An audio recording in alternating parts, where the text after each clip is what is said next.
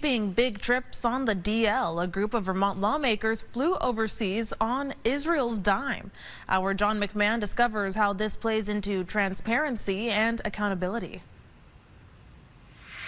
Big trips overseas kept off the record books. Recently, 5 Vermont legislators traveled to Israel as the country's guest. They're among the 245 other state lawmakers around the country that went to a conference there.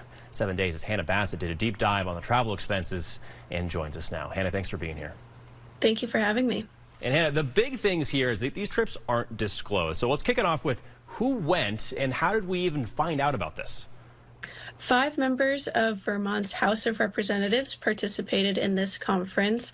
Those were State Representatives Sarita Austin, Matt Byrong, Gina Galfetti, Will Greer, and James Gregoire. And Vermonters primarily found out about this because the Israeli government shared photos from the event on social media. To your point, there's no requirement to disclose trips like these, so otherwise the trip wouldn't have been made publicly available proactively. And a big thing here is that these trips aren't that cheap. How much is it to fly out these legislators, and who paid for that?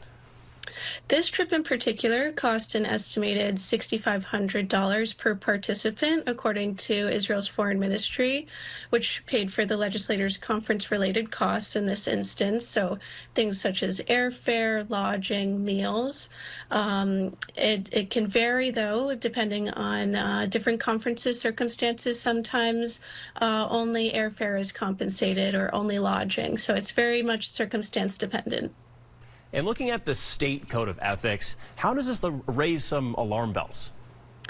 So there's currently just no way for Vermonters to know exactly who's paying for trips like these when legislators accept gifts like airfare or lodging to attend conferences or speaking engagements, because there's just no disclosure requirement to do so. And government ethics experts whom I spoke with said that the state ethics code, for example, is really vital, but it lacks some enforcement mechanisms, thanks in part to actions the legislature took this year. So for transparency and accountability to really serve the public, it also needs to have some fuller disclosure requirements. So one legislator, actually Representative Will Greer, who participated in the trip to Israel, told me that legislation is now actually in the work to do just that, to make sure that the public can have a better sense of who pays for a trip, the amount spent, and make sure the public is more informed on actions like these.